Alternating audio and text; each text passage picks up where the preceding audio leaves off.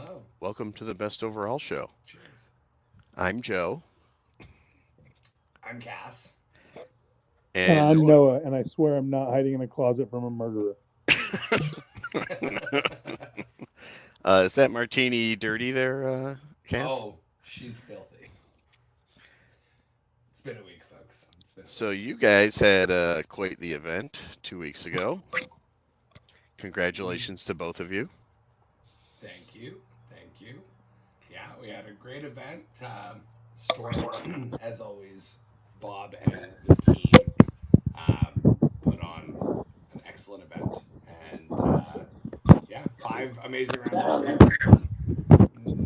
Noah, I don't know what you're doing in the closet tonight, but He's I trying dare to be you. quiet so the burglar doesn't find him.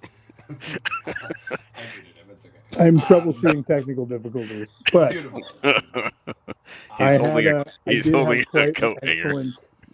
I had quite an excellent weekend at Storm for sure. yeah, you Okay. did. That's putting it lightly. I'm just buying time, really, to let his laptop charge so he can come back and tell his story. But yeah, like we'll get into it a little bit, but 100% of the best overall show hosts that went to Storm of Silence were undefeated. I'll just say That is that. true. That is wild, actually. Especially when I look at the win rate of my army.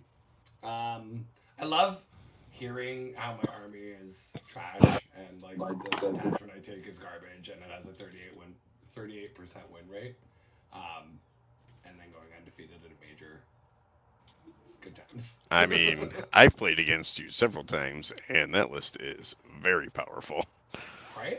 I think so too, but I guess people who know better than me tell me otherwise. I did Perhaps that's true. incorporate a trick I learned from you with weaving the two units together. Oh yeah. Yeah. So Where'd I that do come? that Where'd that with come from? Morven Valen, just a trash unit, where I'll just weave the two together. So when they get charged, then you have to force all your attacks onto the trash unit. I'm Cass is coming in apparently near inaudible. Thanks, Ryan. I appreciate you letting me know. I hope that's better. I was getting far away from my mic, so I cannot imagine your voice being inaudible. I know it's quite a lot. That's saying something. right.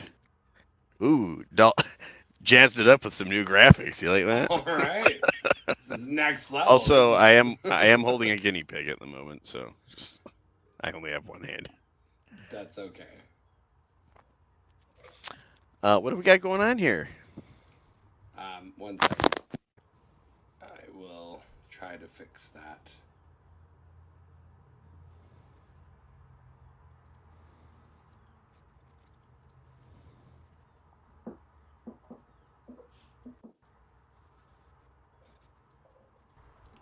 Okay, the mic is cranked as loud as it goes. I hope that works. If not, maybe I need a new mic. Thanks, Ryan. I appreciate this, by the way.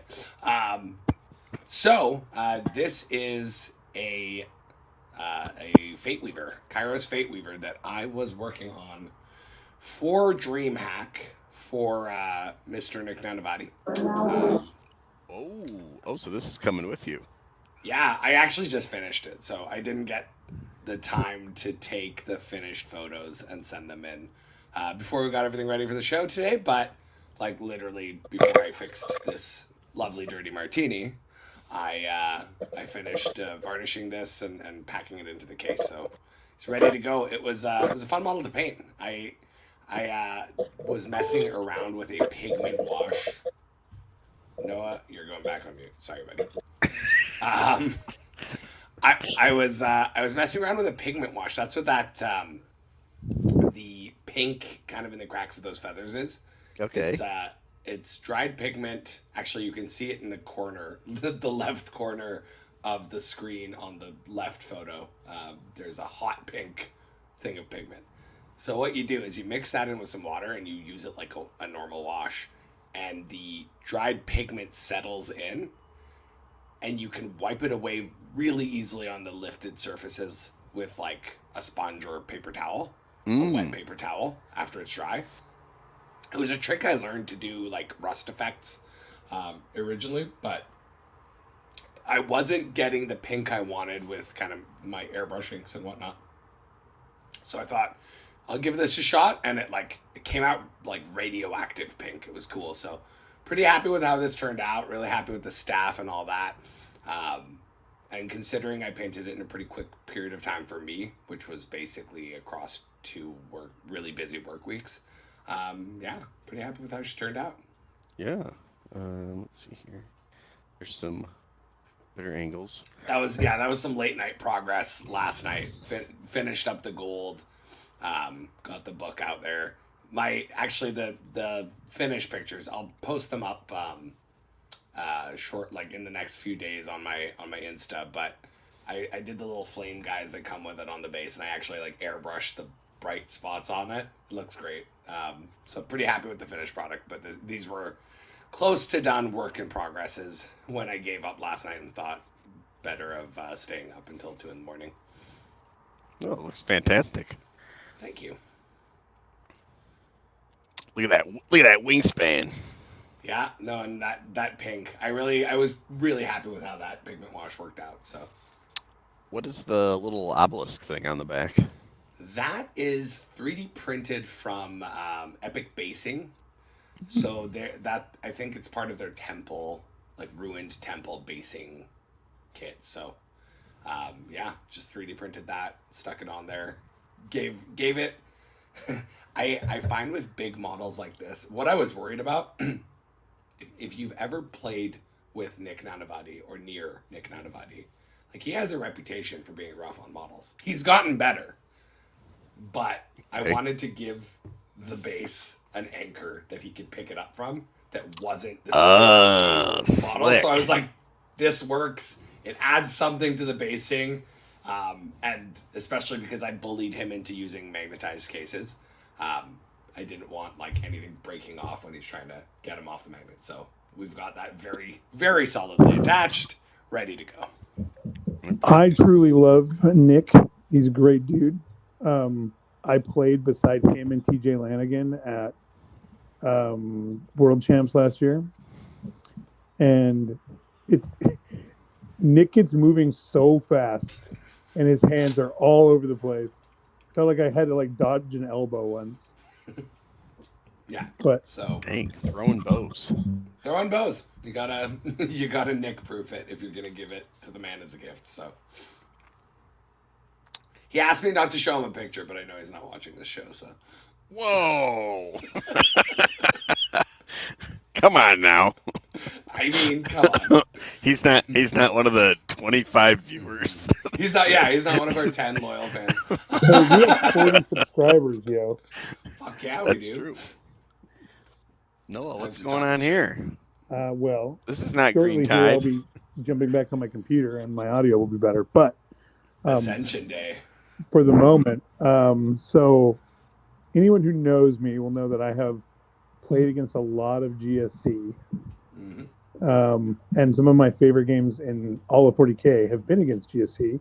I think I like playing against GSC more than I like playing against any other army because you never get to take a brain break.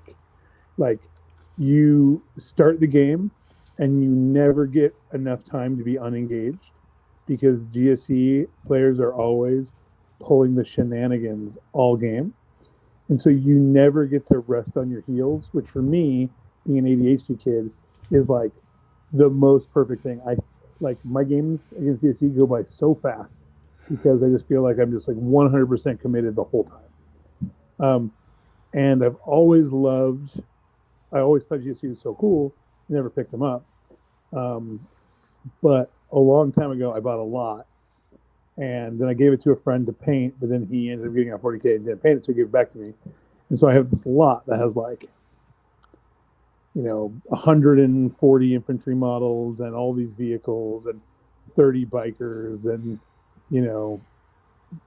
30 something aberrants and all the things, right? Basically the entire codex in more than triplicate in some cases, or at least in doubles in some cases.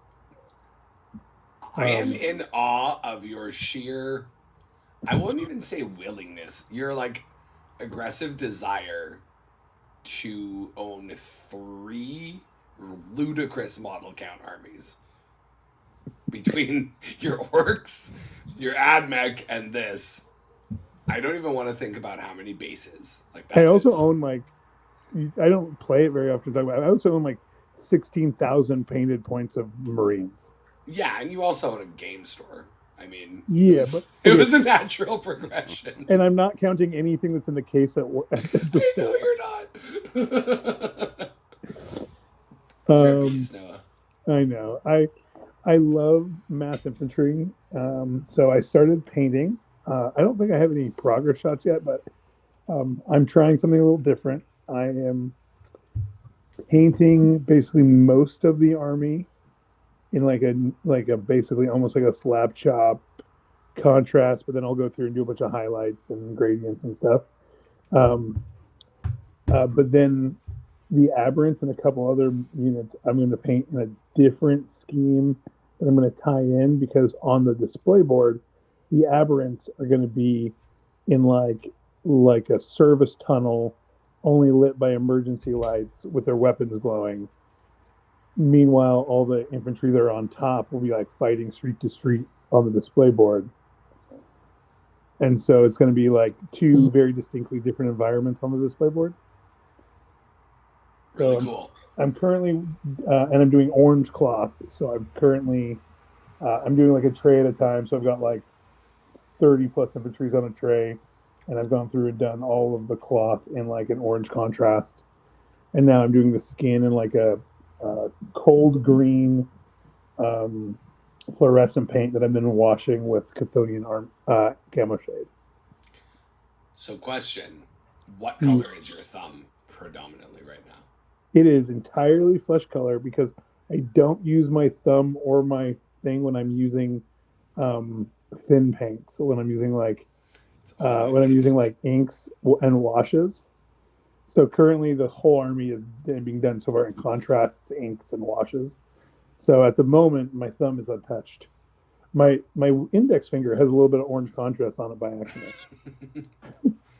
Yeah, that's not what I've become used to seeing. So No, I guess currently I have it's clean hands. unbelievable. I know. What has the world come to? I'm shocked. I'm super stoked. Playing Green Tide has made me excited to play GSE.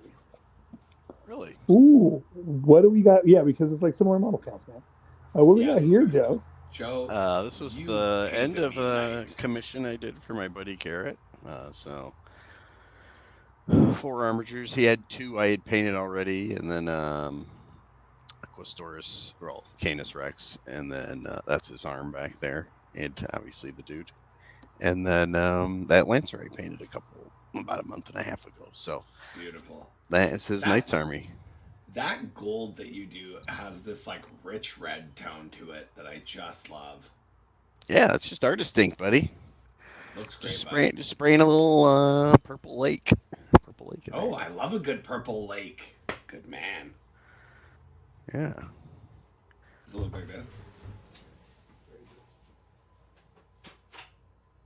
No. Has Noah returned? Yeah, let's hope my laptop keeps it charged. But yeah, I think I'm back. Okay, that sounds a lot better too. Yeah. So the paint job on these Knights is a 55 out of 100 according to the Rocky Top painting rubric. Rubrics are dumb but necessary, but dumb. What's weird is, so I put my army in, got a 55 with a display board, and then Garrett put his army in without a display board, also got a 55. So I don't know what was going on there. Yep. Yeah. So anyway, enough about me. Let's talk about Storm of Silence. The main Before we go to Storm of Silence, what I say is I want to give a shout out to Rocky Top. I do really like the organizers and stuff of that event. I've been a bunch of times. I really like it. I will say though that I think their rubric and judges are a little swayed by wow factors over actual execution a lot of the time. I won Best Painted a few years ago with my Tau, and it was my dinosaur Tau. And while my dinosaur Tau look super cool and are pretty well painted, they're definitely not like they're not really not to the nines, right? They're painted well to an above to like a above tabletop standard, but the reason they look so good is actually just because they look crazy, right? They look wild, and they've got like custom drones that look like Mario shells. We've got a ton of vibrant colors. All like everything's doing weird shit all over the army. It looks super impressive, and I had them like coming out of an egg, and like there were crystals on the display board and all this stuff. But I definitely won that entirely on Wow Factor. Someone looked at my army and was like, "Whoa, this is crazy!" And then I got Mac, and then I won. It definitely Wow. there were 3 or 4 armies I could point at from when I was there. My sister's opponent in the first round, a bunch of other places that were like way better painted than me, in my opinion. And so I will say that I think the paint judges are more leaning towards like almost like a favorite army style judging. Like, does it make me feel a way than they are like specific execution. Oh. Ryan's bringing up there was a young kid there. He must have been like 16 or 17. He had a decently nice painted Custodes army, really nice display board, and he had music coming out of it, and the judge deducted points from his score because it was, quote, annoying music. So I don't know what the hell was going on. That's very likely Stephen Crawley's son.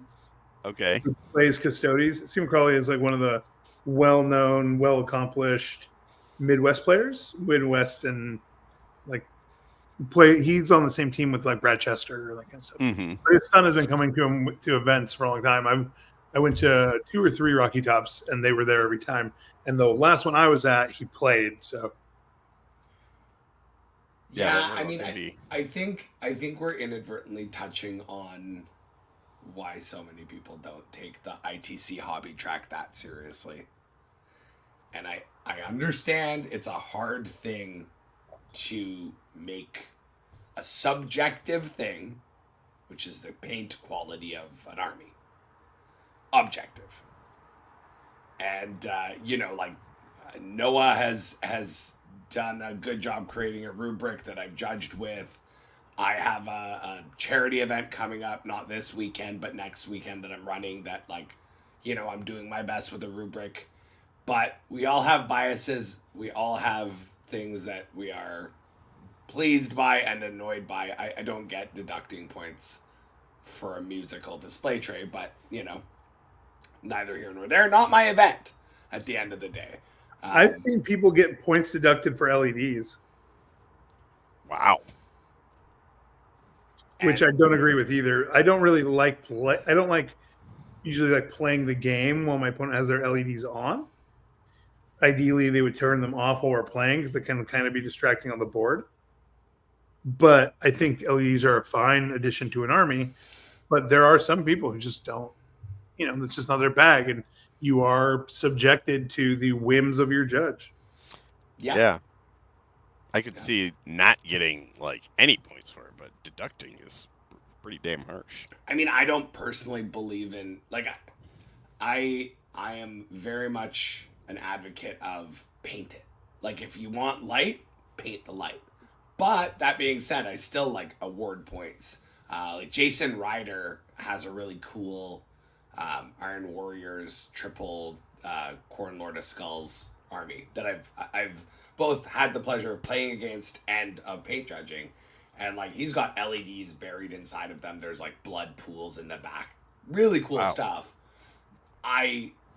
Again, not my cup of tea because I'm not an LED guy, but like I'm impressed with the end result. I'm impressed with the work that went into it, and I awarded him accordingly. Like he got bonus points for that, even though it's not my thing. But I mean, you can only try to be unbiased as much as you can. But I digress. We're going on a tangent. I've had a martini, so. You're looking a little droopy-eyed over there already. Yeah, I'm feeling a lot less tense than the week has made me, but Good. this My boy. Oh, we got a mining laser on that guy? Yeah, and then that's the skin after the Chthonian wash over the it's like this color when I start. I got Nice. teal almost, and then it's almost like a little green men kind of style, like take us to your leader, then we'll kill him. All right. Hello. so this was Noah and I being very excited to have finished the event undefeated. Yeah, I don't know what I had expected going into the weekend. I know I'm in a good place with my army right now. I'm having a lot of fun with it. You shut at least 2 people's dreams down. Yeah, I mean, it's I am an interesting challenge.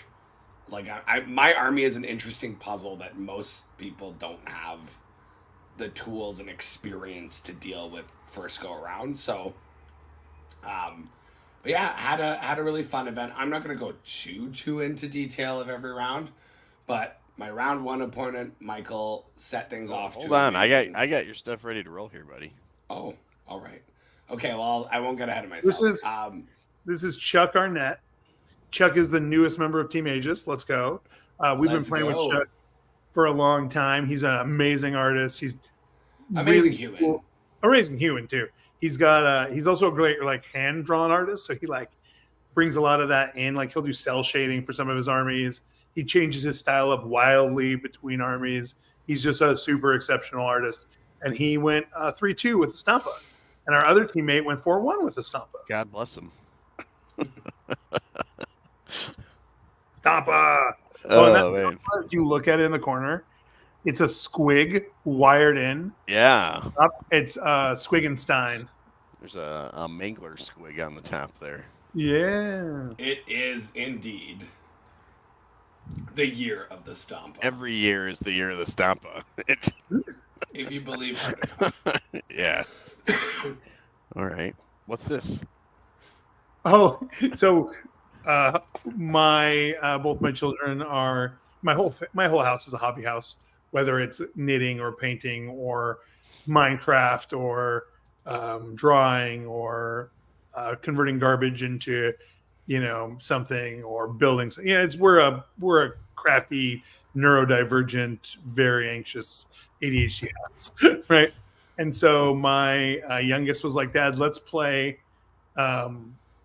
And I'm like, "What's that?" She's like, "It's this game where we just take turns drawing parts of something until we have a character." And then there's also some stuff from the game store that she erased. We were brainstorming for the game store and she erased it so we can do this.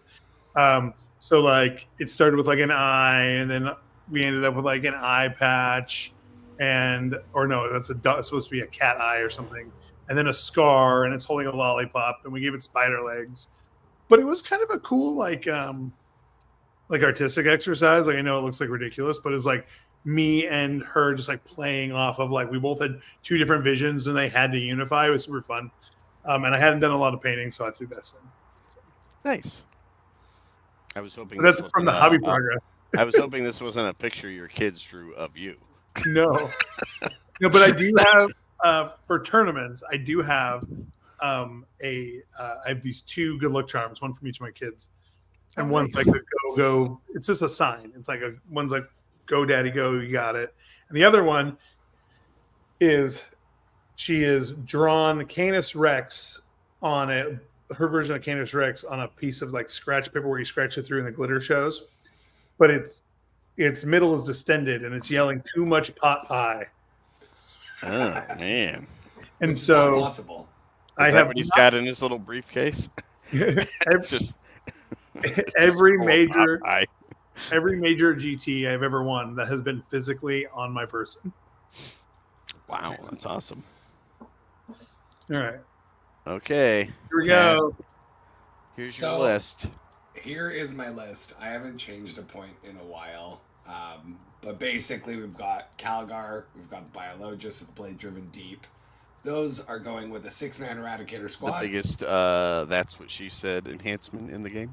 Oh my god. Damn right. We've got Uriel Ventress, who's giving the Centurion Devastator squad Deep Strike, and he is also hanging out with his homies known as the Company Heroes. We've got the Cent Devs themselves, my biggest hammer in my army. Besides the 6-man Eradicator squad, we've got 2 3-mans. We've got 2 6-man Plasma Inceptors, an Infiltrator squad, and 3 Scout squads. Now, I've been debating changing up one of those Inceptor squads for 2 3-man Bolter ones.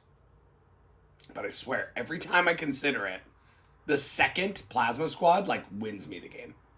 So I just can't, in good conscience, until I, face nothing but Horde armies. So this was my list going in. Very awesome. And, Tried and true. Tried and true. The Vanguard of Ultramar. That's me. That's what I do. I guard the van. Let's go. Surf's up here, Noah. Surf's up. So yeah, so I'm calling.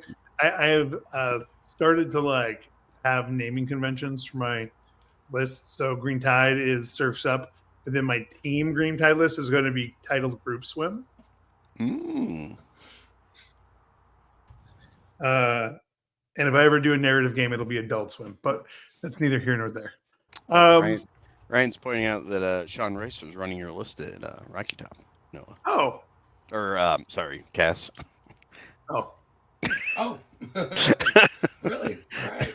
Let's go. All right. Sorry, Noah. Sean Rice is a perennially good player in that region, so that's notable.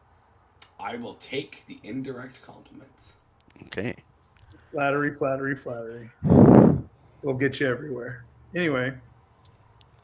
So Surf's Up is, I have a different approach than a lot of my fellow Green Tide friends. A lot of my Green Tide friends believe you need 9 trillion characters, and they play to great success. There's a couple distinct different Green Tide builds right now. There's one with Gaz. There's one with 9 trillion characters. There's mine. So mine is distinct in that I don't take the CP regen enhancement. I only take 6 characters so that it's harder to get Assassinate. That will be relevant for my 4th game. Very relevant. And then I take all the standard stuff like the +3 strength and the deep and the reroll advances charges. A lot of people in Green Tide have moved off of the Mega Knobs with the count as 10. I like it in singles. I think it probably doesn't have a place in teams, but I like it in singles. So yeah, this is my probably 3rd iteration, right? My first iteration was heavy characters and I cut a bunch, and then I added vehicles and I had 3 battle wagons, and then I cut down to 2, and then I got to a battle wagon and a truck. Then added the commandos, which also ended up being very relevant in this event. So this is those commandos are a key piece. I think so. Having something that can infiltrate, if nothing else, to block out your opponent's infiltrators from having free reign is important. At minimum, I don't know what that is. What? I don't know what infiltrators are. At minimum, Snick Rot, but I do prefer the commandos. They are expensive though. I think. Yeah, 135 is just kind of insane for commandos. You have to take them in. They're just boys. I mean, you have to take them in. Boys. You do get more claw attacks. The battering ram's good. You get some special weapons. You get a bomb squig. You get the bomb squig is nothing to sneeze at. And a distraction grot. God love a distraction grot. I would say God love him because no one else does. I would say that if I took a list to a singles event tomorrow, I would not change a point. I would roll this just like this. There are some small limitations, but there are limitations that I think are inherent to the archetype I'm playing within Tide. I'm not a super high damage output. I get 1 turn a go, and I better cut your legs out during that 1 turn. So knowing when that go turn is probably one of the hardest parts. Sometimes it's turn 4. It's usually turn 2. On occasion, it's turn 4. Wow. Very patient. Very Yeah, patient orc. these are foreshadowing for what we're going to talk about here in a minute. But yeah, I'm really happy with the list. I might go to Laughing Dragon in June, and if I do, I'll probably take exactly this list, or I'll take something I'm trying for something else just for fun. Okay. Here's Noah's display board. And that's my display without the backdrop set up, and in my crazy when I'm like building and painting, my room, which is like when I'm not building and painting a new army, is organized, and then the whole room gets demolished. Like I'm pulling things out and throwing things around and grabbing random pieces of things. It's like a mad scientist laboratory. And then I come back in after a couple days and be like, oh crap, I need to clean this whole room. And then I'll have a mad dash, clean and organize, reset, and then a couple weeks later I'll destroy it. It's like a phoenix rising from the ashes. But yeah, this is the display I took. The battle wagons blowing the shit out of a croissant, and all's well in the world. All right, Cass. Game 1. Game 1. Now, I want to have this guy on the show at some point. Michael Krieger was an amazing opponent. Gorgeously painted army as well. It was very Ironist nice. Warriors. They were full of iron, these warriors, let me tell you. Yeah, I mean, this was kind of a one last hurrah type of list pre-codex. Okay. We did laugh that he's like, okay, next time I have a codex, so watch out. Kind of key things with this game were just to start it off, I had set up a pretty like standard Calgar unit infiltrating slightly out, but I was pretty conservative about it. I still had a layer of scouts, and like I was pretty confident he wasn't going to get to me. He went first, and he's looking at it, and he's got his 10 chosen in one of those rhinos, and he's like, it's tempting. Joe, you're muted. Sorry, I'm wrangling a wild kid that should be in bed right now. Yeah, so 10 chosen are looking at Calgar and they say bet, and they get out of that rhino.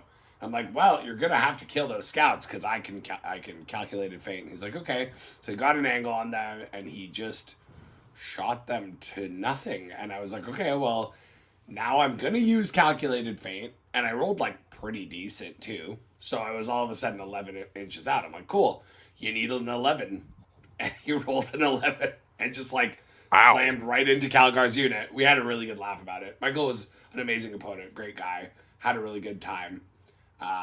And then, yeah, right off the bat, he very rudely charged Calgar's unit through all of these hoops that I made him jump through. But did the Master of Executions execute Calgar? He did not. Ooh. He executed the hell out of the Apothecary. In fact, everyone but Calgar and one Victrix guard were slain. Killing the Apothecary is the correct move. Yes. Agreed. Because the Apothecary does not have a 4-up feel no pain. He represents 11 OC once that unit gets rolling. 9, but yeah, I mean, It's enough. It's enough. So, yeah, he murdered my Apothecary. He killed the rest of the unit. But unfortunately for him, he was unable to kill Calgar. And actually, I think Calgar survived like the rest of the game and was just a nuisance. By him not finishing that off, Calgar and the one Victrix fell back, and I just opened up into those 10 chosen, well behind cover, killed the hell out of them, and yeah, the rest of the game was pretty scrappy until I kind of ended up there. It hit a tipping point where like Calgar just tanked too much and then charged into the middle like a hero, threw a predator at a forge fiend. Like, it was wild. It was bloody, it was violent, and at the end I had things standing and he really didn't. So was a very fun game, was a very violent game. I think like it kind of got decided by turn 3, but it took the majority of our time to get to turn 3. And after that, the rest of the game took like 10 minutes because there was just scraps of survivors moving around, scoring points. So pulled this one out, but a great game with Michael. All right. Noah, game 1 versus Travis and his Dark Angels. So Travis is the Deathwing Advance. Yeah, Travis is a newer player. He played at Cascade, which is cool. Played my brother at Cascade. He's a Dark Angels diehard, and he like admittedly understands like the deficiencies in his codex and some of the detachments, but he's rocking it nonetheless. And his list is actually pretty scary. So, infiltrators, a bunch of Deathwing stuff, the Land Raider, the 2 Redemptor Dreads, like it's got Good some stuff. rules and it does some good things. He'd never played against Tide, so that's like a thing. Anyone who goes into Tide not understanding what they do or like how you're actually supposed to play against Tide, that first game is so incredibly rough. So he like basically the game got decided on 2, and so turn 1 he gets up to the kind of the middle. Like I went first. I kind of like position. He comes up to the middle, gets his Terminators in place, shoots like literally like 70 shots from his Terminator squad with the Stormbolters at rapid fire and the missiles into a squad. But you know, wounding on 5s and all this stuff, or wounding on 4s because of the +1 stuff. He shoots me down to like 14 models, 15 models. He only kills like 5 or 6 guys. Then he charges me, but I blood surged in. He charged with something else, and then in the I swung and killed a couple of guys. In combat, he kills me down to like 7 models left, and I had some pretty good feel in the pains. And then on my turn, I regen 8 models back to the squad. And I had also pushed up I had like really heavily advanced my battle wagon turn 1 because he had some scouts and I used him as a speed bump to get going. And so he like blocks my wagon out and he's like, well, at least they're not going to do too much this turn. I'm like, I'm going to let you know what I'm going to do is I'm going to get out of that wagon. I'm going to walk around your Redemptor through the building, advance around. I'm going to charge the Land Raider behind you, and I'm going to cut the Land Raider in half. And he's like, well, all right, well, let's see. He did not believe it. Like, we were having like a playful back and forth, and he was like, I don't think so. I'm like, okay. And so, sure enough, my Titan Slayer boss, my Giant Slayer, who's the guy with strength 14, jumps out of the wagon, takes his 20 boys on a roundabout walk, right? I had a small boy squad that moved up and just threw a grenade and hit the Land Raider with a grenade and knocked a couple wounds off the Land Raider. Then I charged in, turned on reroll all wounds, and cut the Land Raider cleanly bisected through the middle.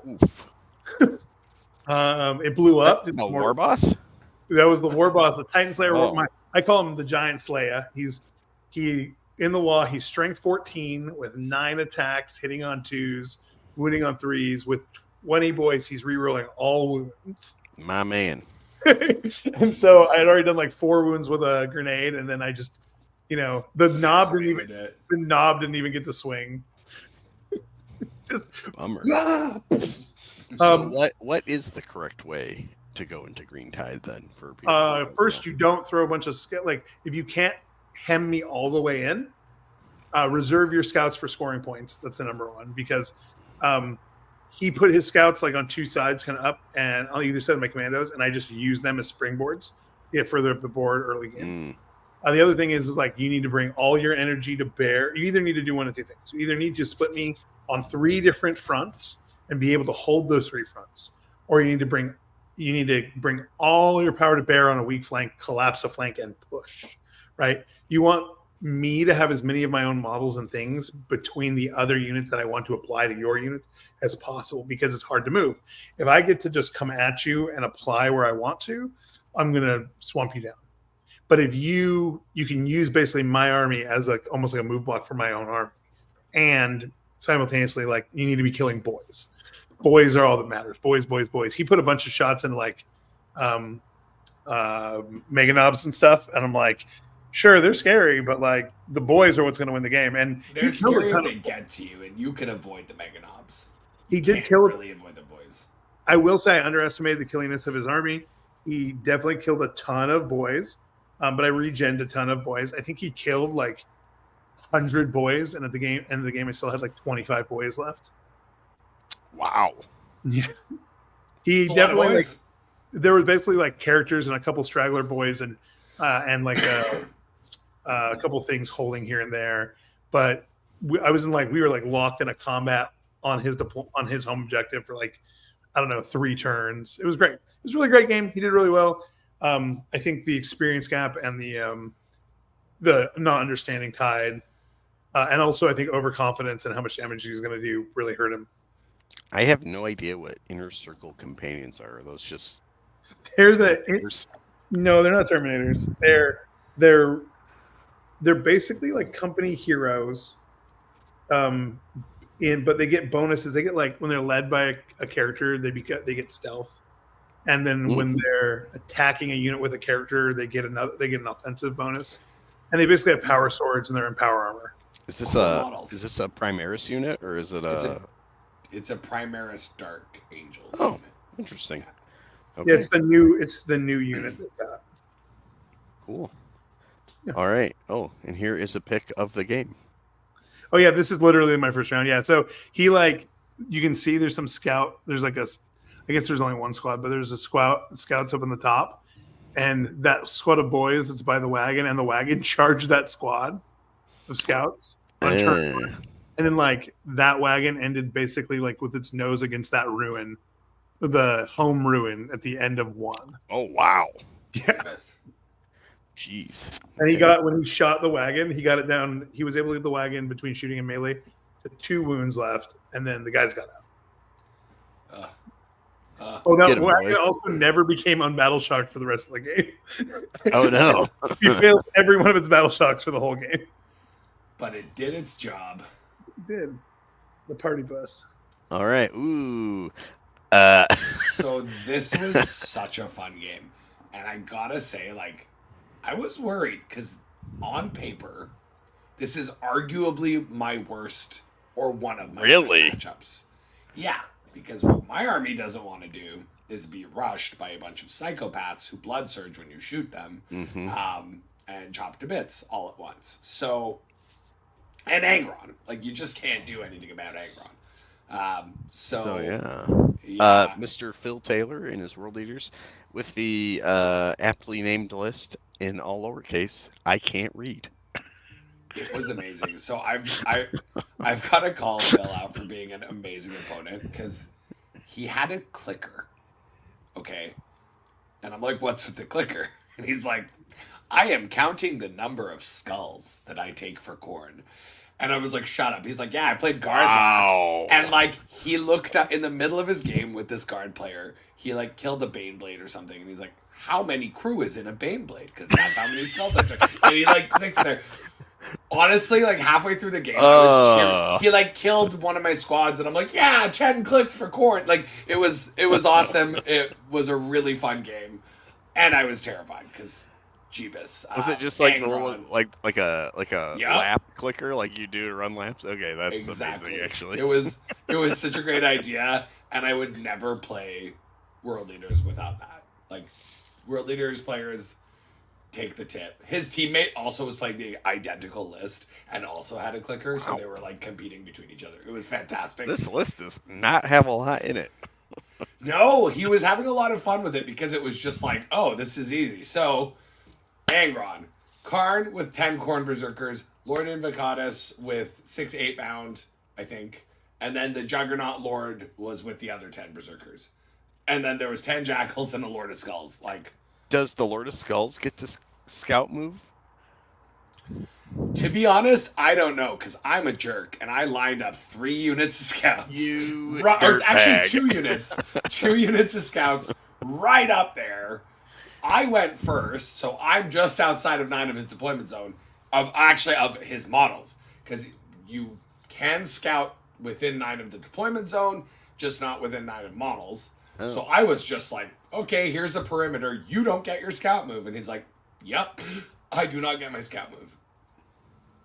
So yeah, I went first, and I'm looking at this line of murder, and there's different ways to approach this game, and my approach was Angron gets to do whatever the hell Angron wants. I'm just gonna let him, and I'm gonna kill everything else. So turn one, and this is one of the few games I started one of my Inceptor squads on the board. And so that Inceptor squad plus Calgar's unit plus one scout pushed hard on one flank. I shot up the Lord of Skulls. He didn't die, but he was bracketed, I think. And importantly, this was a play I saw because I drew Assassinate round one. And I was like, okay, I see a path to this because I had a scout unit, I had Calgar's unit, and then I had the Inceptors, kind of all in this one room. I'm looking at the Lord on Juggernaut and 10 Berserkers. I went hard on one flank because everything else of his was kind of on the other flank. And he wouldn't be able to immediately respond. Or if he did, it was going to be with everything or almost everything. And it was just going to pull him out of position, giving me a lot of real estate to drop Inceptors into and do my shenanigans, basically. So yeah, I hit hard, I hit fast, and I shot multiple times at the Khorne Berserker unit with the express intent of bringing them into charge range for Calgar. You madman! Wow. Keep coming. And I basically just had my scouts be this wall of you're gonna hit the scouts, and then Calgar's gonna come in and murk you. By the time the shooting was done, because the plasma inceptors, there was, I want to say, one Khorne Berserker and the Lord on Juggernaut. And yeah, they killed 3 scouts, sure, but then they died, and I got my Assassinate. And as expected, everything went into that side of the board. He killed all 3 of those units. He didn't kill the characters. I'm pretty sure Calgar and the Apothecary Biologist and 1 Victrix guard got away. But, that was all that was left. And it cost me a lot, but it just opened up his position so that on my turn, I did a classic cast move, and I built a castle. I just built it near his deployment zone by bringing out a unit of Inceptors surrounding my Scent Devs, and a layer of scouts. It was wild. I just basically built this wall, and I shot the crap out of the other Khorne Berserker unit and killed it. I killed the Khorne Lord of Skulls with the Centurions. I put all my stuff into it. And so he had a unit of 8 bound, a few jackals, and Angron basically left. And so the rest of the game was just Angron eating and then me killing the other things. Until the very last turn, I shot Angron down, and then he happened to be on an objective, and he came to come at my Centurions, and I said, I'm overwatching, and I'm rerolling everything because you're on an objective, and I just pasted Angron. He had 1 turn to come back, he did not, and that was kind of the game, but we were cheering and screaming the whole time about number of skulls that were taken.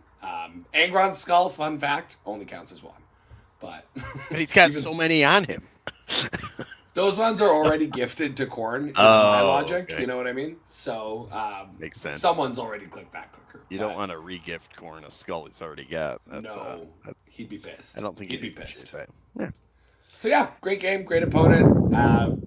Pulled a win out of arguably my hardest matchup. I was already over the moon by this point. Was it confirmed if he could or could not read? Did he have pictures on his tactical cards to tell him what? To be fair, I think he had actual cards that he read. Okay. All right. So he's just a liar. He's a liar. He's a really, really nice and charming liar, is what it was.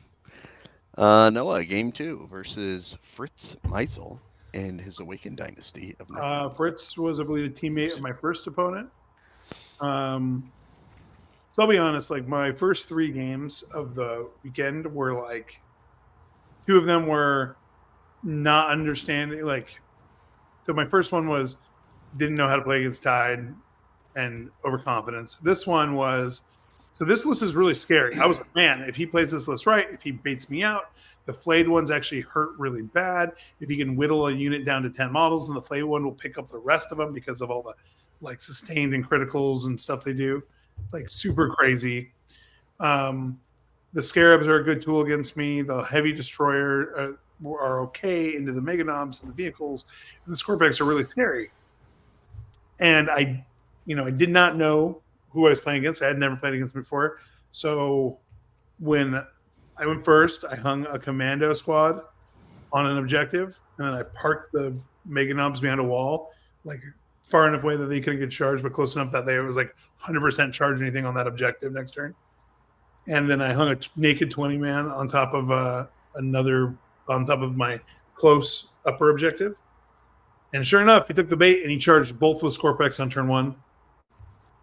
And so I called the wall on turn 2 and picked up all of the Scorpex, all of the flayed ones, and essentially ended like inches from his deployment zone on turn 2, and then the game was over. Yeah. They spent the rest of the game trying to like get points. He didn't quite really kill. I don't think he killed one squad of boys and one squad of commandos all game, and the battle wagon eventually. So he killed 3 units all game. Harsh. Dang. Yeah, it was a really like. I think this list is good, and this list is good against me. And I think if you play it correctly, this list has a real chance. He just took the bait, and then like I was able to take about both his melee threats out of the play. He moved the Silent King to the middle of the table, and then I just surrounded it with a 20-man boy squad, and then popped a 3-inch engagement or a 3-inch swing, and just swung with everything. And he was just a 20-man boy squad on a boss, just pulled the Silent King out of his chair, and the boss sat on his chair and then said, "Get me a beer." I mean, it's a lot of dice. You're just drowning them in dice. It was the first time too. Like, oof. It was the first time in 11 reps that I got to swing with all 20 boys and all the characters on a single unit, and rolling 80 plus dice is a hell of a trip. It's a shame we don't have a dice app anymore. I never use it. Oh, the dice app was the best thing in the world. Not me. Oh, not me. Man. I'm built different. TTS is all well and good, but like, oof, just give me a fistful of dice. I mean, I missed my 8th edition like aggressors where I was rolling like 120 dice at people. It was man, that official dice app they had literally would just cut 30 minutes off a game. Whatever, man. I'm good on my clock. It was amazing. Oh, all right. So excellent opponent, wonderful dude. We had a great friendly game. He was a little worried when I put the clock out because he hadn't really played on a clock before, but it was good. It went over well. The whole game went well. All right. So, all right. Game 3. Campbell I was playing McLaughlin and his Black Templars. Campbell McLaughlin of the 40K Badcast fame. Okay. Lovely guy. We had an absolutely great game. First of all, gorgeous army as well. Teammate of Michael, my round 1 opponent. Okay. And I'm seeing a theme here. You guys just like to beat up on teams. The Codex creeps were what they were known as, and they were fantastic. Codex creeps. The Codex creeps. That is a great name. My third opponent was also a Codex creep. Yes, we had a really great time with the Codex creeps. 10 out of 10 would play them any day. But yeah, so Campbell was running Righteous Crusaders, which I would argue is also a very hard matchup for me. Similar to the World Leaders, they just have a lot of things that can really just slap the shit out of you in melee and have ways to get them to you. Unlike the World Leaders, there's a lot of shooting in this list too. So I couldn't just kite him around the board. I had to be a little bit scrappier than that. This was a close game. There was like 3 distinct points in this game where I was like, well, I've lost it, so let's just try to score as many points as we can. But basically he had the Land Raiders full of the Crusaders. He had the Repex with the Sword Brethren in them, and just it was this like iron front full of dudes ready to come party. I was able to kill the Land Raider pretty early. Like I think I went first. I hit hard into that Land Raider, wounded the hell out of it. He got his stuff out first, was pretty smart about it, and then moved the Land Raider. I overwatched it and killed it in Overwatch.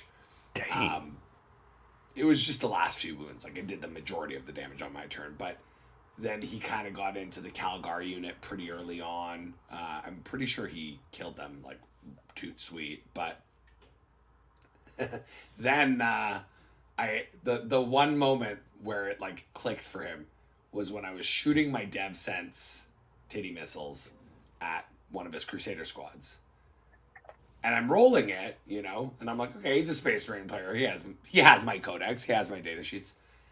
And I start rolling, like, just buckets worth of dice because it's 10 guys in a unit, right? So I'm blast 2 times 6. So that's 12 plus 63 shots. And he's like, wait, what? And I'm like, okay, so strength 9. So I'm winning on 2s. And he's like, wait. I was like, I'm on a clock, so I'm not going to wait. But I know that this is the stat line, and I know it sounds ludicrous. Please feel free to check your app. And I just kept rolling. He was a really good sport about it. And I just picked up a unit of Crusaders in one fell swoop. And, like, that was... And this is kudos to Campbell, because he saw it. He got hit by it hard. And then he was like, okay, they need to die. And he proceeded to, like, actually kill them. Very few times have I seen a unit fully just murder the DevSense in one go. Turns out 10 Crusaders with Helbrecht can do that. In melee? In melee. Okay. So this was a pretty violent game. By the end of it, I tried to pull him to all 3 corners. I had Inceptors over there. I had, my what's it called? Squad of infiltrators holding one corner, like behind a wall with an objective and sticking objectives left, right, and center. It was scrappy. By the end of it, I honestly think I had like 1 random Inceptor and like 2 infiltrators alive. I was almost tabled. I will say that Uriel Ventress's unit came out and like went full hog on Helbrecht. I had killed most of the Crusaders. I think there was 2 left. Went full hog, charged in. They were oathed. I took Helbrecht down to 1 wound, and then Helbrecht killed everyone else but Ventress. Ventress was on like 1 wound. Helbrecht was on 1 wound, and then his Repulsor Executioner got a shot and just freaking turned Ventress into dust. So kudos. Another just great moment in that game was his Gladiator Lancer came in from reserve and shot everything at 1 unit of Inceptors and failed to do anything. And from that point on, he referred to it as his Sadiator Lancer, and I couldn't correct him because that was pretty right. But yeah, end of the game, he had a Repex left, he had that Lancer left, and I had those few infantrymen, and that was about it. But I eked him out. I don't remember offhand how many points it was. It was like a 7-point game or something like that. It was pretty close. And again, like, Cam had me right up to the end being like, I think I lost this game. So kudos. Honestly, I think that this was the closest game, if not by points. Like, it felt the closest in my whole weekend. So good job, mate. And great opponent. Gorgeously painted army. And really knew what he was doing with it. This is actually my last round. Don't. I assumed it was black models, so Black Templars. It's a fair one. We'll get to that one. Okay. No, game 3 into Adam Kaketo. Paisano. Yeah, he's a cool dude. He was really nice. He's also Codex Creep. Very friendly, came up. I hadn't played on the clock before. He got a little, when I pulled the clock, he was like, I'm like, I will work the clock for you. It will not be a problem. But I can't play my army if I'm not on the clock. Right? Like, I'm moving 150 56 models or whatever it is. It's not. This is for you more so Yeah. than it is for me. And then he was like, I think he was worried I was like a tryhard or something, that I was going to be like really like, you know, dickish about things because of the clock and whatever. Now this dude was like super lore, like he'd been playing the same army since he was 14. He was almost 40. He's had the same Space Wolf army. It was all firstborn. He painted many of it like 20 years ago. He had this one character that like started as like a lieutenant, became a captain, then eventually became a dreadnought. Now he's like in a wolf and dreadnought. This conversion was like from like Horus Ascendant, and like there was like 4 or 5 different like $200, $150 kits all bashed together to make this like really amazing.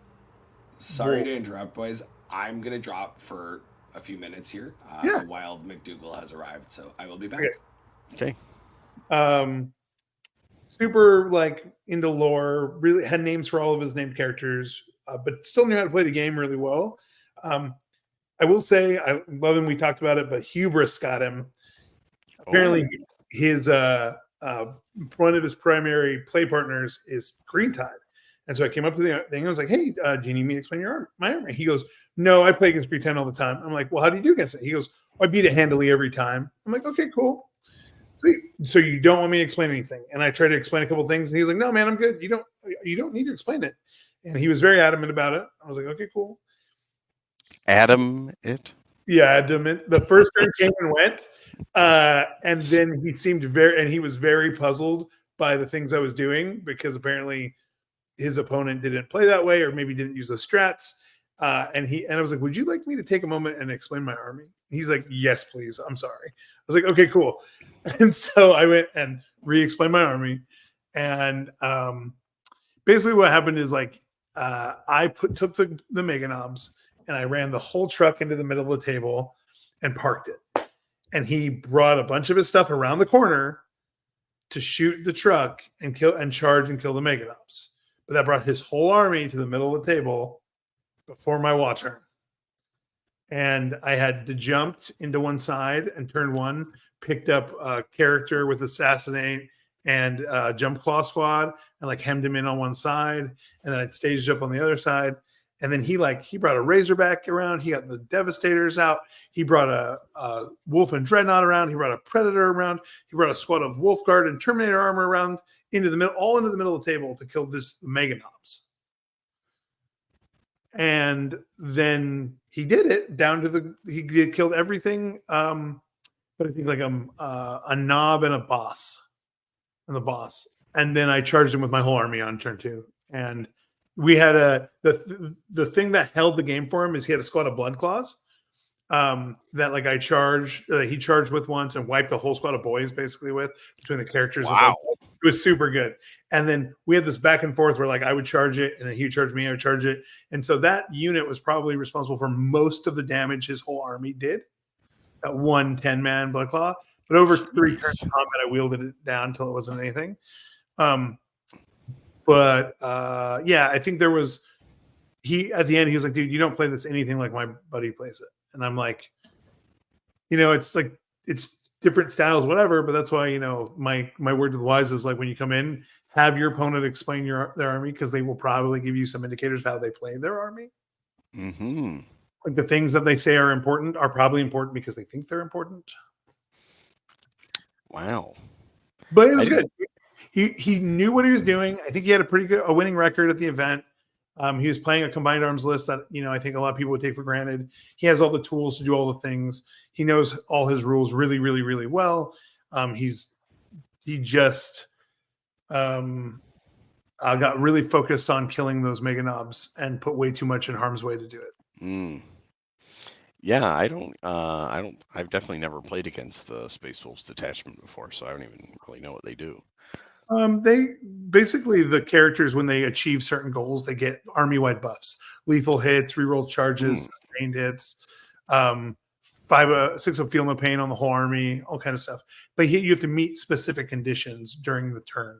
So like you have to like kill a character with a character, kill a unit with a character, kill a monster vehicle with a character, have a character on your home objective, on your opponent's home objective, stuff like that. And so over time, if they position well and they're playing all the things, he basically has like all these different tools, like the unit with the jump claws and stuff, to like go achieve very specific missions. And each of those missions unlock a tool he needs. And by like turn 3, his army is now like basically has like 3 different detachment rules, right? It's like the army is like lethal hits against monsters and vehicles, sustained hits, and like advance and charge or something. You know what I mean? Like if he does it right. But if you deny him those specific things he's trying to achieve, then the army never really gets going, which is what it did. Dang. I did not realize Cyberwolves were characters. They are. They can join a squad of Thunderstruck Wolves. Oh, cool. Do you want to go to my game 4 while we're waiting on Kaz? Yeah. Because we'll probably have it as Kaz will come back. Oh, this is the end of day 1. This is the team. There's Chuck in the middle. That's our brand new member. We love that guy. Tarzan, who has got the suspenders, went 4-1 with a Stampa. Alex White, who spent all weekend intentionally annoying me because I love him so much. He rode over with me. He knows that I kind of think it's weird when people use differential referencing for not team events. I know that it's like a common vernacular, so even I do it sometimes, but it does kind of get me. And so he'd constantly be like, did you 20-0 him? Got to push that differential now. I'm like, shut up. I'm going to kill you. He was great. He was very good. He definitely was like, kept the morale up all weekend.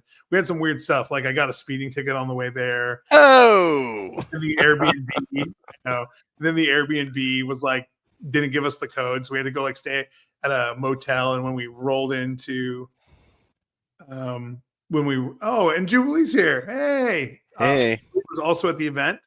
She played her sisters, had a great time.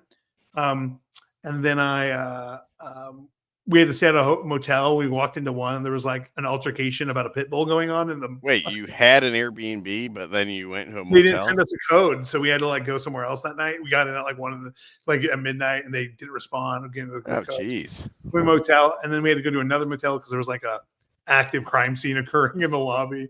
And it was really like whatever. So this was a well-deserved. We had Donald's there. He's playing Tau. Kyle's there. He's playing his Votan. Nick was playing Black Templar, Gladius. Chuck was playing the Stampa, 1-3-2. We had, 7 of us out there at the team, and then all of our friends that we know. And it was just a freaking amazing weekend. It was super fun. Awesome. All right. It really was. Oh, welcome back. Oh, here we go. Semifinals. Josh Bagwell's Necrons. Hypercrypt Legion. So I had to laugh because literally before pairings came up for this game, I was talking to Josh's opponent from the prior round, who's a Black Templar player, and he was like, that Nightbringer just didn't die. Oh my god. And I was like, listen, round 4 of the last major I was at, I got bagwelled. And I got bagged well, let me tell you, because that Nightbringer just didn't die. He didn't die. And so I'm telling this guy this, and they're like, pairings are up. And I look, and it's Josh Bagwell, round 4. I'm like, PTSD, no. The helicopter's like, ah. So, a couple things were different this time around, though. One, I had infiltrators in all of the Satan in this list. And 2, he had almost all the Satan in the other list. He had a... what's that thing called? There's a Catan in a monolith. Oh, it's Tesseract Vault. Yeah. He had that last time, and that thing was ridiculously like niche good into my army because it just meant I couldn't exist anywhere. So that was no longer in his list, and I had infiltrators. So I felt for Josh in this game because he set up pretty like he had all of the Satan, 4 Satan, 1 unit of Wraiths, and then a bunch of Destroyers and some Scorpex and some Flayed Ones and Death Marks. He did make a mistake, and we talked about it as well, and he agreed. He made a mistake in putting his Wraiths a little too aggressively forward. He went first, he positioned, and he got on all of the objectives, which he didn't need to do. And what that did was it gave Calgar and co something real fun to do turn 1, which was run up, shoot the hell out of some Wraiths, go in, punch the hell out of some wraiths, and epic challenge the Technomancer out. So I killed the Technomancer, and I killed the wraiths down to 1. For the rest of the game, they just ran away, failed Battle Shock, and anytime they revived 1, I would kill them back down to 1 guy. So, like, effectively out of the game. From that point on, he pushed forward with his Catan. He had strong board positioning, but I was, I'm a very sneaky army. Like, you can't really get to me. I was respecting his shooting, so from the different Satans. So he didn't really have much he could do. The Void Dragon came forward pretty aggressively and tried to charge some scouts that calculated, fainted out, and made him fail the charge. The Void Dragon was kind of standing on the middle objective, but kind of on his half of the board. And then the Transcendent popped out behind, in the top left corner. I kind of had a unit of Eradicators and a unit of Scouts. And he popped over there to try to harass me, while the Deceiver was standing on the third objective in No Man's Land. On my turn, I looked and I said, okay, that Nightbringer's going to die. I'm oathing him. Damn. And I'm going to put everything else I've got into that Transcendent, and I'm not going to oath it because I'm going to have 2 units of 3-man Eradicators and 2 units of Plasma Inceptors going at it with some Scouts, and I can grenade it if I need to there. I can grenade it if I need to at the Nightbringer. I put my shots into the Nightbringer, and he just died. Like, Josh just didn't make his saves. Wow. And I was like, okay, it was Calgar's unit, it was Dev Centurions, and it was the shooting from the Mastercrafted Heavy Bolter and Bolt Rifle from the Company Heroes that did it, but like, it did it. And so the rest of my stuff just went full hog, grenade strat, everything into the Transcendent, and I killed it. So in one turn, and I think I got Bring It Down that turn as well, so I'm like, dope. A bunch of points. I have killed 50% of the Satan on this board. You're still beating me on primary. At this point, he's still got the center objective and the other objective up kind of north of me. But this is where, like, I feel like I was playing a really tight game. The Infiltrators made it so he didn't really have good Hypercrypt options to get behind my lines and score some stuff. And then I had Calgar's unit kind of near the center, and he on his turn moved his Void Dragon within 9 inches of all of my Melter Rifles. At this point, I've lost 1 Eradicator. Maybe. So I say, okay, when you finish that move, I'm going to Overwatch you. So I grab 7 dice for all my Melter shots, and I roll 5 6s. And then I take the 2. Hell yeah. And I take the 2 that I did not roll 6s, and I re-rolled them into 2 6s. And now the fun part with Calgar's unit, which it was funny because Josh and he was like, why don't I remember this unit and like it doing all of this crazy stuff? I'm like, you killed them turn 1 before they got to do anything last game. He's like, oh, okay, now I see why I didn't know what they did. But they're lethal hits because of that Apothecary. So those 6s to hit were all wounds. Josh failed most of his saves, and I rolled the damage. It was like 25 damage after being halved. And yeah, it was that was a full health Void Dragon killed in Overwatch. Damn. And the rest of the game was kind of clean up. Like, I feel like that, I mean, Josh did the best he could after that, but he had lost too many key pieces. And honestly, I think that kind of like broke him a little bit. He failed his Battle Shock after that. He played a good game, but there wasn't much coming back from that. As I just then shifted into the more dominant position on the board, started scoring all the primaries, was scoring all my secondaries the whole time along, and just denied him the points. So pulled it out. And Yay! if never this pull was out, an buddy. episode of a show, it would be Calgar's Vengeance. And hello, Nicholas. Jubilee, I successfully made someone feel bad for a Satan. Hey, do you mind if I do my next 2 rounds and then dip? Because it is my wonderful sibling's birthday, and so Alright. Go. I love your brother. Go. no, not my brother, my sibling, my other. I don't know your other. But I'm going to do my 2 games. I'm going to do this. These were my funnest games, most interesting, but they boiled down to some very specific things. So I come up against Liam. Liam and I, like Liam is Casual's best friend. I know Liam. We like each other a lot. We've hung out a lot. He's a super cool dude. We were really excited to play. When he came to the table, was like, oh man, like we both thought that it was like a really hard matchup for him. He has some stuff that's pretty good. Like the arcs are good into me. The wraiths don't die very fast. He's got some stuff. And he's really tricky and he knows how to play. He has a lot of reps with it. So we're like picking our secondaries and he's like, what about Assassinate? I'm like, it's usually a trap. And he's like, we're on sites of power. I'm going to pick Assassinate. I'm like, all right. So I consolidate all of my characters into the minimum number of units. And I just don't play with those units until turn 4. I literally just, so turn 1 comes along. No, I'm not doing Wah. He ends up overextending a little bit. I get Assassinate from a Hexmark Destroyer. And then like the game like it just is like we're like he's taking the middle and I'm taking it back. He's taking the middle and I'm taking it back. And I just keep lowering and I'm slowly adding more pressure to the middle of the table to hold objectives a little longer. I keep putting him on minimum primary.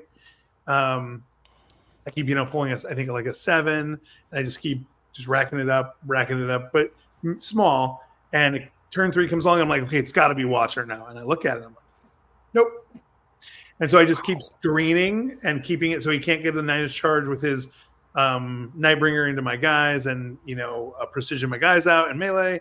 I just keep screening and playing kind of a cagey game. And then turn 4 comes along and I slam the Wah and and I just basically shove everything that I've got, other than like maybe 1 on squad, onto the middle 3 objectives to like hold them till my next turn. And then on my following turn, I score like maximum primary. just like 15, the primary score go. shoots through the sky. Actually, wait, no, it's more than 15, isn't it? It's no max. I think I scored 18. Nice. Nicely done. I got like most of my primary on that last round. And then he got 2 Assassinates all game. He got his homers. But I basically just it broke my brain. Like it was such a sweaty game because I had to play a way I never have played before with this list. I just didn't my bosses basically didn't do anything all game. And I just didn't give him the points and just didn't let him cross midboard. And just nothing happened. And I just racked secondary and primary and kept his secondary low, and we had a nice differential. And did you do tactical or did you? I did. Fixed? Nice. No tactical. Nice. And then my last match. Liam also gets the award for best list name out of all your opponents. Oh yeah, it's really great. Classic. He's a really amazing opponent. Really, really difficult game. He definitely threw me for a loop with Assassinate. I was very proud of him. It was great. His army's also really beautiful, so it's super fun.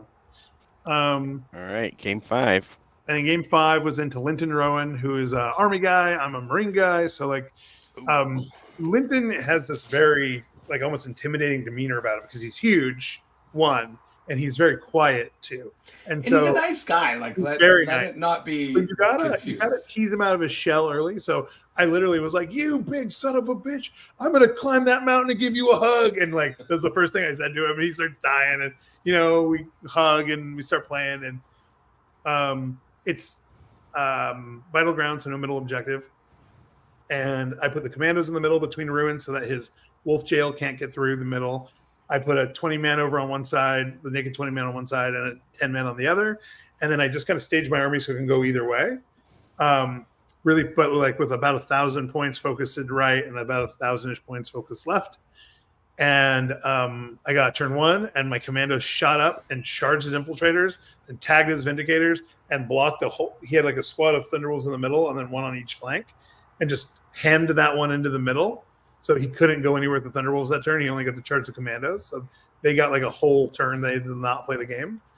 And I moved up the 20-man onto objective and a 10-man to move block him again. He charged with his 2 squads of wolves, wiped both units to 1 model each. because he didn't get everybody in against the 10-man, and the 20-man he got everyone in, but he just like got it to one model. So and he had overwhelming force, so he scored no overwhelming force, which was pretty terrible. And then on my turn, again, I called the wall on turn 2, and I just charged all of his stuff on those 2 objectives. I put my whole army on 2 objectives, basically. I was able to use the jump brain blast off of the weird boy to kill hell yeah. a Thunderbolt lieutenant who is 5 The wounds. dream. And that means he doesn't get the blood surge move because that comes off the lieutenant. So I just like blasted him out with my brain. And then we just kind of had a back and forth the rest of the game. Like he'd fall back, but every time I charged him, I'd wrap him. So every time he'd fall back, he'd take desperate breakouts. And so he was losing model. I think he lost like 4 or 5 Thunderbolts. With those big bases, like people sleep on that. But also, my weird boy or my pain boys could not roll 6s on dirty syringe, so they just kept like mortal wounding people. It was good. And then the star player for the whole game was just the regrow strat for the bar objective. No. I'd regrow it, and he'd never score it. And so I just kept his primary super low all game. And then he just never was able to build the momentum back, and ended up taking a at the end of the game though. He just starts picking up all my boys because his Vindicators are like finally playing the game now. They've been hemmed in for a bit. They're finally playing the game, and he's just blasting through my boys with Vindicators. He did more damage probably in the last turn than he did almost all game, and it got to the point where there was like potential for some big point flips, but never happened. It kind of sounds like you put Wolf Jail in jail. I was on Wolf parole. Wolf parole. All right. That being said, I'm gonna say one thing. I won one time this weekend, and it was after this. It turned out that I won the event, got a golden ticket, and we have. Oh yeah, there it is. Got my golden. Let's see if this. Oh wait, I don't know if it's gonna. Oh, is it the law? Oh yeah, it's not gonna let me play it. For All right, reason. okay. Damn it. So I got my golden ticket, won the event, got best overall. There was a moment though where I thought I was best general, and they announced someone else for best general in the second place because I'd gotten best overall, but I didn't know that yet. No one told me, and I'd been joking the whole time to like no one to congratulate me until afterwards because like something was going to happen, and then he announced someone else, and my face dropped. I'm not gonna lie. I was like taking a picture of you sneaky from across the room, and now hearing that that's what you were thinking, I now understand the look on your face. I did not send it to Joe to put on the show. And so then Bob looks at me and goes, "Noah, don't worry. There's something better." I'm like, and then I got best overall. It was great. Sorry, Nicholas James actually. Pop roll. Yeah. All right, I do got to run. I got to go do family stuff. Congratulations, Noah. Thanks, See you, buddy. Thanks. Bye. All right. So, my game Back 5. it up here. Oh, game 5, yeah. Yeah, my game 5. There we go. Steve Trimble with his custodes. It's Cowabunga time. And I got to hand it to Steve because, you hear a lot of people bemoaning the state of custodies. Yeah. And he found something that got him undefeated to round 5. All the custodies lists I've been seeing have been Talons of the Emperor. It seems like the right way to go. And there was definitely some oomph to this list. If you go back to that picture though, it will show that was the custodies. That was the custodies, yeah. So yeah. Okay. So aha. the man, the myth, the legend, Steve Trimble, friend of the show, rolling some land raiders at me and a rhino. Now, there's witch seekers in there. There's custodians there. They're uppy downing all over the place as well. Who uppy downies? The Terminators. Yeah. Oh, yeah. So okay. This was a really cool list. There was a lot there. It was fortunate for me, unfortunate for Steve, that this was the mission we were playing. Because there's no center objective. Yes. And Vital ground. You have fought my army before. You know it's like wrestling a greased up weasel. So a greased up guinea pig. multiple greased up guinea pigs. Yeah. And my strategy was basically, cool, can you fight me in 3 corners at all times? Because I can, and I will. And that's what we played. So I continuously harassed him, and it's kind of a hard game to, like, just battle report out because it was wild. Like, there was just so much happening, and his Terminators would kind of, like, try to bang a 9-inch charge or whatnot from deep strike, and for the most part would fail it, and I would pick off a few, and I killed the Land Raiders pretty quickly, if I do recall correctly, and it was just a scrappy game. Like, there's some games where if you try to bash headfirst into your opponent, like Steve was ready to bash heads harder than I was. He did connect at one point with the Company Heroes squad and just, like, killed them right down to Ventress on 1 wound. Damn. With, like, and I think I'd already, like, shot that unit up. There was, like, 2 custodians and a character, and it was just like, oh, full squad that's, like, really hard to kill, almost dead. So yeah, I just spread him really thin, and I used my mobility to outscore him on the primary. I was scoring my secondaries the whole time. I was making it hard for him to score his. Long story short, I made him play my game rather than play his game. And I have played Steve now like 4 or 5 times. This was the first time I beat him. But Nice. literally, he has an uncanny ability to go first. And this time I was just like, well, you're going first, so I'm going to deploy accordingly. And I did, and he did, and he had nothing to shoot at. I was very proud of myself for not getting greedy. Wow. But Do those Terminators, do they 3-inch deep strike or just normal? no, normal. And Okay. if they had a 3-inch, I would have been in trouble. Okay.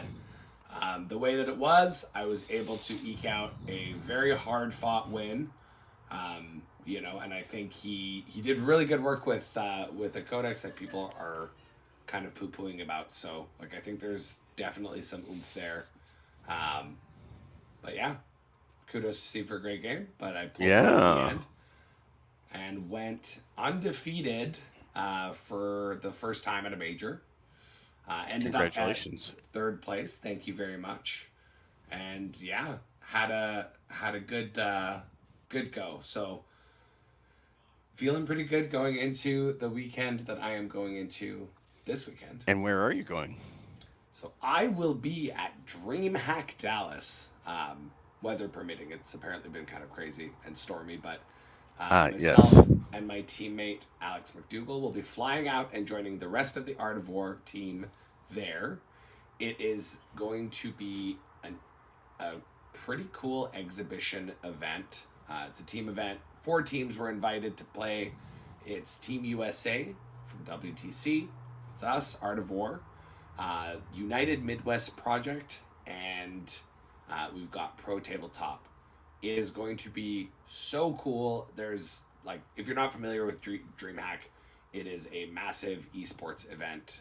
They do a really, really big one in Sweden. This is DreamHack Dallas, and we are gonna go put on a great show. Tactical Tortoise is streaming it. Tactical Tortoise, that's what I was just going to ask. Where can we see this? Okay. Yeah, so you can check out the games there. I am very excited because some of my teammates have been seconded by Team USA. Namely the 2 vice captains of Team USA, Anthony Vanella and John Lennon, as well as my good friend Brian Jones.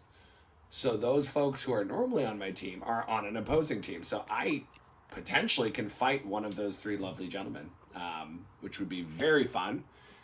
And then we've got a couple of ringers that have come in from out of town for Art of War as well. So we've got the man, the myth, the legend, Typhus of Team Poland fame. Oh. Yeah, and we've got Sasha Alexander Edelkraut, who is a very talented Space Marine, like, diehard. Basically, what I am to Ultramarines, he is to Imperial Fists. Imperial Fists. He's being a great sport, though, and your boy is playing the boys in blue. He is playing Sisters, so. Awesome. Yeah, so it's gonna be great weekend. Check it out if you can. We've got, as I said, Tactical Tortoise will be streaming, and yeah, that's about it. All right. Well, that's awesome. Glad you guys had such a fantastic event, and congratulations again. You are both now golden ticketed. Now we just gotta get you one, Joe. Yeah, that's easier said than done, but we'll see about that. I have some schemes, don't you worry. I'm all ears. All right. Thank you, everyone. Have a good night. Maui the guinea pig has been with us the whole time here. He also says good night. Yeah, he's had a rough week too, so he has had a very rough week. He got a little backed up, and the vet had to squeeze him like a tube of toothpaste and to clean him out. So he's feeling a lot better now. All right. Have a good night, everyone. Bye. Night. Bye.